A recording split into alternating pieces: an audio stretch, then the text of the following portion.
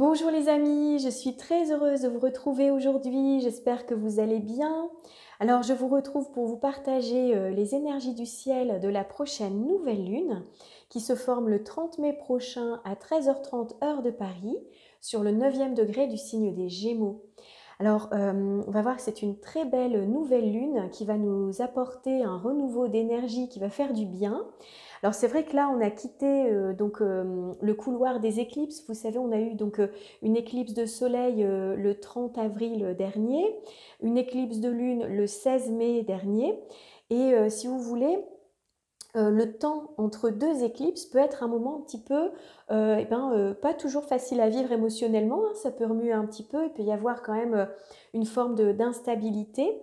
Alors pourquoi? C'est que tout simplement, les éclipses nous apportent un renouveau d'énergie et nous invitent à laisser derrière nous certains pans de vie, certaines situations, pour en accueillir de nouvelles, hein.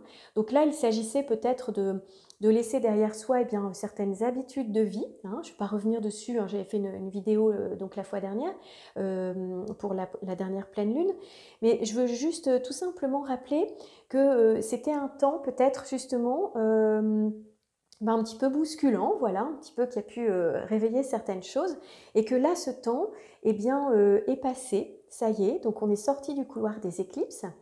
Et on va rentrer donc justement dans l'énergie de cette nouvelle lune. Alors, elle va nous apporter un petit peu plus de légèreté, on va dire, que la dernière pleine lune, hein, qui était quand même en carré à Saturne et qui a pu amener, j'allais dire, parfois certains obstacles ou difficultés ou en tout cas peut-être une privation, une frustration, un blocage. Alors, pour certains, hein, peut-être pas pour tout le monde, mais en tout cas, il y a quand même eu certainement des situations, hein, qui ont pu être un petit peu bloquantes. Donc là, on change d'énergie, hein. On arrive dans le signe des Gémeaux qui va nous apporter justement beaucoup plus de légèreté, d'ouverture, de besoin de communiquer, d'échanger, d'être dans l'ouverture à l'autre, voyez, de bouger. Et puis aussi, on va voir que les luminaires, donc la Lune et le Soleil, sont très bien aspectés à Jupiter et à Mars. Et donc là, on va pouvoir bénéficier justement bien d'une énergie qui va nous porter vers de l'expansion, de la croissance, de l'optimisme, de la chance. On aura envie de créer sa chance et puis comment dirais-je, de se relier à des énergies justement très positives, hein. Ça va nous apporter une belle nouveauté. Donc c'est un magnifique aspect, hein, de sextile à Mars et à Jupiter qu'on va développer par la suite. Alors, je dirais que c'est une nouvelle lune où c'est vraiment le bon moment bien de tenter sa chance, d'expérimenter de nouvelles choses, de dépasser en fait sa zone de connu, hein, pour aller justement vers la magie, hein, parce que la magie se trouve à l'extérieur des limites qu'on peut se poser habituellement, hein. Donc c'est vraiment l'invitation à créer sa chance, hein, j'allais dire. Alors, il y a aussi une énergie, j'allais dire, qui va peut-être nous demander un peu quand même de réflexion, de maturation avant d'entrer en action avec Mercure, qui est le maître de cette lunaison. Mercure étant le maître du signe des Gémeaux. Et il est encore rétrograde au moment de cette nouvelle lune, donc jusqu'au 3 juin. Et il forme un carré à la planète Saturne. Donc là, on va certainement être invité quand même à être patient, à ralentir, à réfléchir avant d'entrer en action, hein. Donc on va développer ça ensuite. Donc déjà, on va se centrer un peu sur l'énergie des Gémeaux, hein, puisque là on a quand même le Soleil et la Lune qui se marient, hein, qui sont conjoints ensemble sur le 9e degré de ce signe pour former la nouvelle Lune. Donc comme vous savez, la nouvelle lune est un nouveau départ. C'est un nouveau cycle lunaire qui démarre pour 28 jours, 29 jours. Et il nous propose justement de vivre de nouvelles expériences. Et le signe des Gémeaux, eh bien justement, c'est un signe qui est propice à ça, à s'ouvrir, à expérimenter de nouvelles choses, à s'intéresser, pourquoi pas, à de nouvelles passions, de nouveaux centres d'intérêt. Parce qu'avec le signe des Gémeaux, eh bien, on est curieux de tout. On est curieux de la vie, on a envie de s'ouvrir, hein. Il y a quelque chose de pétillant comme ça, où on a envie de s'intéresser à énormément de choses. Alors, donc on peut effectivement nouer de nouveaux contacts ou reprendre contact, pourquoi pas aussi, avec des personnes du passé, hein, comme Mercure est rétrograde, il est possible également qu'il y ait des personnes du passé hein, qui reviennent dans notre vie. Et voilà, donc c'est vraiment cette envie d'échanger, hein, de sortir, de s'amuser, voilà, de bouger. Alors, c'est aussi un temps, pendant le temps des Gémeaux, où on peut repenser également à notre manière de communiquer. Parce que le signe des Gémeaux eh bien, est tout à fait en lien avec notre communication. Donc, c'est un temps peut-être où on peut repenser à sa manière de s'exprimer, de communiquer, ou d'utiliser également des outils de communication également, que ce soit pour soi personnellement ou pour ses activités professionnelles, par exemple.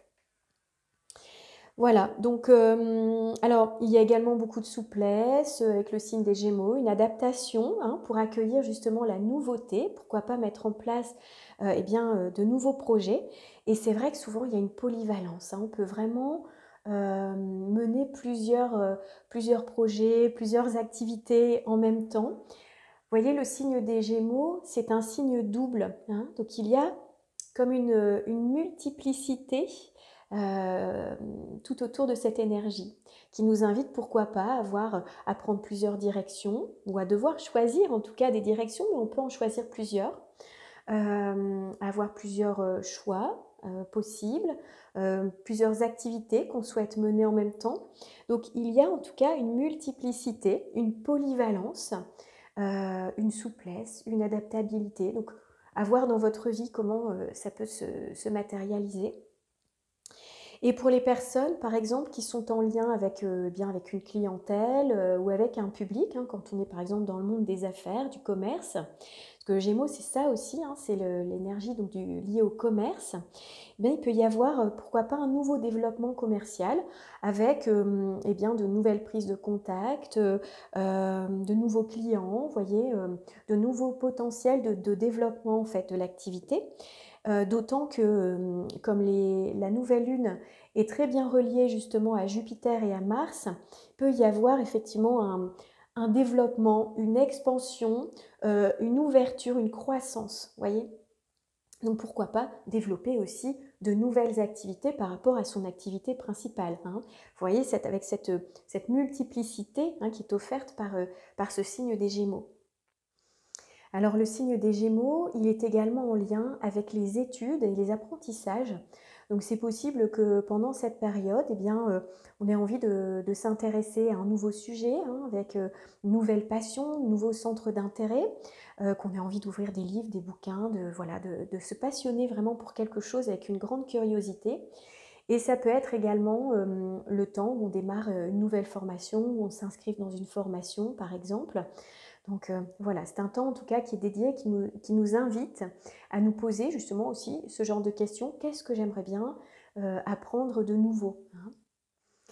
Alors les luminaires, la Lune et le Soleil sont très bien reliés à Mars et à Jupiter qui forment une conjonction dans le signe du Bélier.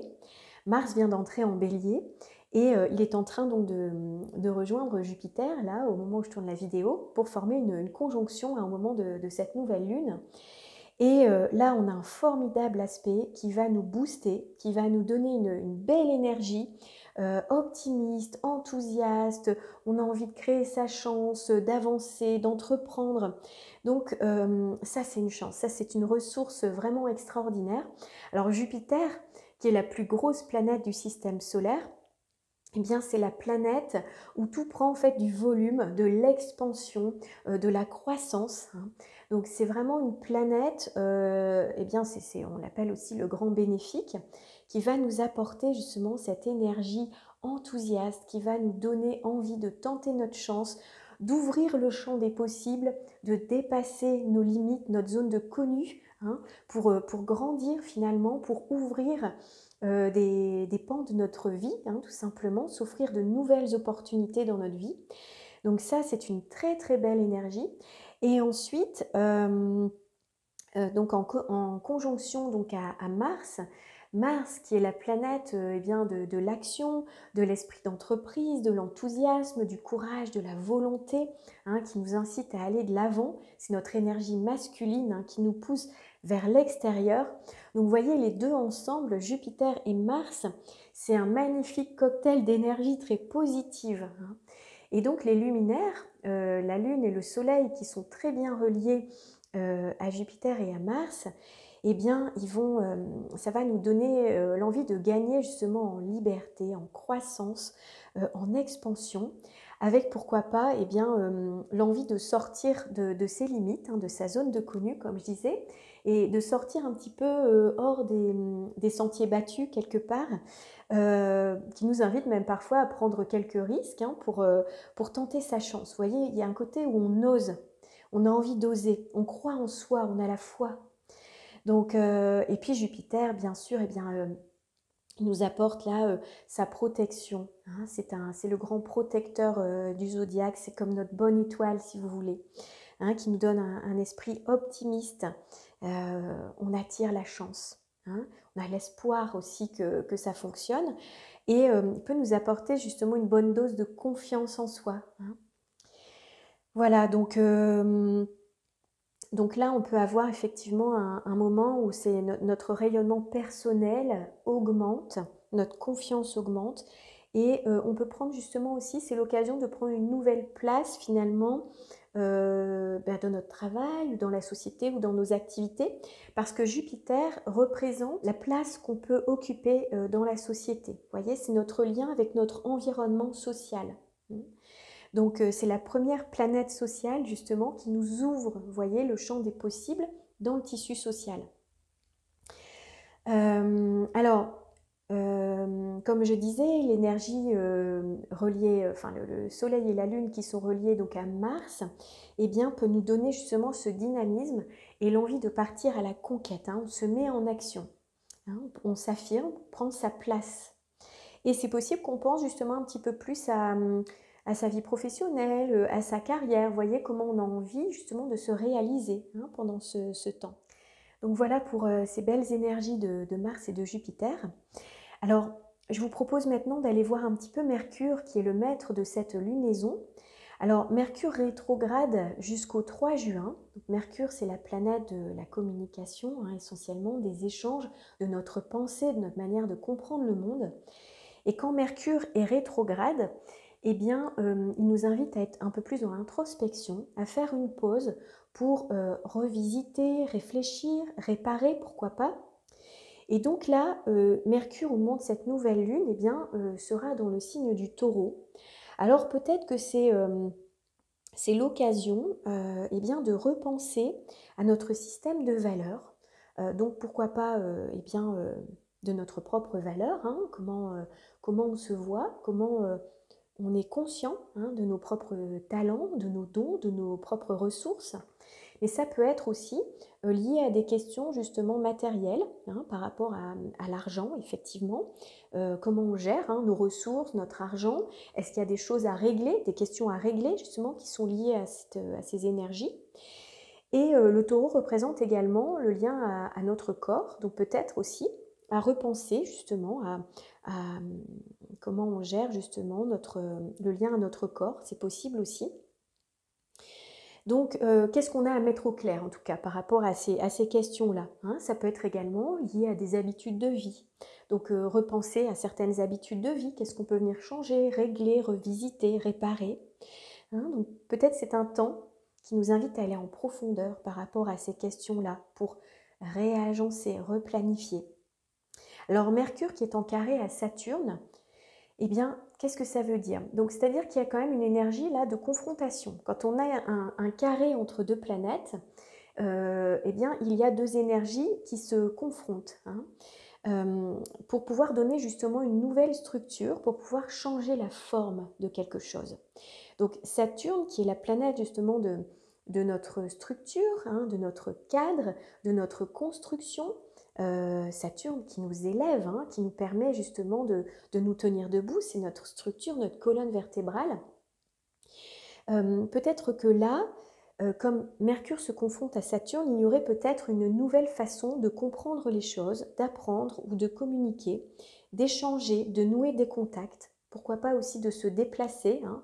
Ça, c'est tout le vocabulaire et les énergies liées à Mercure. Peut-être prendre le temps, c'est l'invitation de s'arrêter, hein, avec Saturne hein, qui bloque, hein, qui freine, de s'arrêter pour, pourquoi pas, restructurer ces questions hein, autour de Mercure et gagner en sagesse et en maturité. C'est un temps justement peut-être pour se réorganiser, planifier, poser, restructurer, ne pas aller trop vite. Parce que là, si vous voulez, quand on regarde l'énergie des luminaires, donc de la Lune et du Soleil, qui forment un beau sextile à Mars et à Jupiter, il peut y avoir une envie d'agir, hein, surtout que Mars est en bélier chez lui. Donc il y a vraiment cette énergie d'action qui est très forte. Et là, Mercure dit, Mercure, Saturne disent, stop, ok, on va avancer, mais il y a peut-être un temps où il faut quand même se poser pour pouvoir construire sur le long terme. Hein. Donc peut-être quelque chose à repenser. Voilà, donc c'est cette idée-là. Alors, comme je disais, Mercure rétrograde également, Mercure, hein, qui est le lien, nos liens, nos contacts hein, qu'on peut avoir donc, avec les autres. En carré à Saturne, il peut peut-être y avoir des questions karmiques aussi, hein, Saturne étant le maître du karma. Il peut y avoir des personnes du passé qui reviennent dans notre vie, d'anciennes relations, peut-être pour des choses qui n'ont pas été réglées, des choses qui n'ont pas été dites. Hein, c'est une possibilité aussi. Pour pouvoir entrer en communication, formuler ce qui n'a pas pu être, par exemple, dans le passé. Voilà, alors il peut y avoir parfois, bien sûr aussi, Mercure, donc carré Saturne, des difficultés d'expression peut-être, ou des peurs, des inquiétudes, peut-être par moment, un manque de confiance pour s'exprimer. Donc là, on peut avoir peut-être, ce serait l'invitation de changer des habitudes dans notre communication. Hein, voilà. Alors on a quand même hein, Jupiter qui nous apporte de la confiance. Donc voilà, je crois que tout ça, ça va pouvoir s'harmoniser ensemble. Mais voilà, c'est l'invitation en tout cas voilà, à revisiter, à replanifier certaines choses. Et Mercure en trigone à Pluton, ben là on a une très très belle énergie de lucidité, de perspicacité, de voir également au-delà des apparences, plus loin que ce qu'on peut comprendre habituellement au premier abord, voyez. Alors il peut y avoir également, quand on a cette très belle énergie de trigone hein, entre Pluton et Mercure, eh bien des transformations, pourquoi pas, dans les schémas de pensée ou de communication pour permettre une évolution. Alors il peut y avoir également parfois un effondrement de certaines certitudes. Hein, vous voyez, le mental en fait qui se transforme, donc peut-être dans la manière de comprendre le monde, il peut y avoir vraiment une évolution et des changements importants. Donc là c'est le deuxième passage hein, de Mercure en trigone à Pluton, et quand Mercure va reprendre sa marche directe à partir du 3 juin, il reformera ensuite un trigone à Pluton, ce sera le troisième passage, et là on pourra avoir effectivement des éléments de compréhension qui seront plus clairs, hein, quand Mercure reprendra sa marche directe. Alors, il peut y avoir effectivement aussi à cette période-là des débats, des échanges hein, pour aller plus loin, qui nous donnent envie d'aller enquêter, de comprendre, de débusquer. Il peut y avoir des scoops, il peut y avoir des révélations, hein, vraiment des choses qu'on peut distinguer, qu'on ne voyait pas avant, hein, que Pluton va faire émerger. Et puis Mercure qui est en conjonction également, hein, pour terminer, je vais terminer là-dessus, Mercure qui est conjoint donc au nœud nord pendant cette lunaison, donc à 4 degrés, ce n'est pas une conjonction très précise, mais je la compte quand même. Il peut y avoir effectivement quelque chose de karmique, comme un nouveau défi à relever hein, dans notre expression, dans notre communication. Et si vous voulez, c'est la mise en lumière hein, de Mercure, c'est une direction à prendre, donc qui privilégie les échanges et la communication à ce moment-là. Donc je crois que c'est vraiment, je dirais là, comme cette nouvelle lune se forme hein, dans le signe des Gémeaux et que Mercure est en conjonction au nœud nord, il y a effectivement peut-être un nouveau défi à relever dans notre communication hein, et peut-être justement se servir de cette belle ressource pour pouvoir progresser, se développer, évoluer hein, avec toutes ces qualités mercuriennes que j'ai pu citer dans cette vidéo. Voilà. Je vous remercie toujours pour votre présence, pour vos likes, pour vos partages. Je suis très touchée de vos messages. Et voilà, donc je voulais vous repréciser également que je propose des accompagnements personnalisés. Donc si vous souhaitez bien la réalisation de l'étude de votre thème de naissance, eh bien je propose hein, cet accompagnement. Et donc c'est un formidable outil de connaissance de soi. Et si vous souhaitez également donc, bien la réalisation de votre révolution solaire et des transits planétaires hein, sur votre thème, donc là c'est vraiment pour réaliser le thème de l'année, de voir quelle est votre boîte à outils, quelles sont bien les ressources, les défis, les énergies en jeu pour vous actuellement. Ça peut aider hein, dans un passage de cap, des prises de décision, ou tout simplement pour vivre en conscience eh bien, son année, tout simplement. Eh bien, je suis là pour vous accompagner avec joie. Donc vous pouvez trouver mes coordonnées sous la barre d'infos. Hein, vous pouvez m'envoyer un petit mail et puis je vous réponds assez rapidement. Je réponds en général dans la journée. Voilà. Donc, eh bien, écoutez, je vous souhaite une très belle nouvelle lune. Je vous envoie plein de belles énergies. Et je vous dis à très bientôt pour la prochaine pleine lune.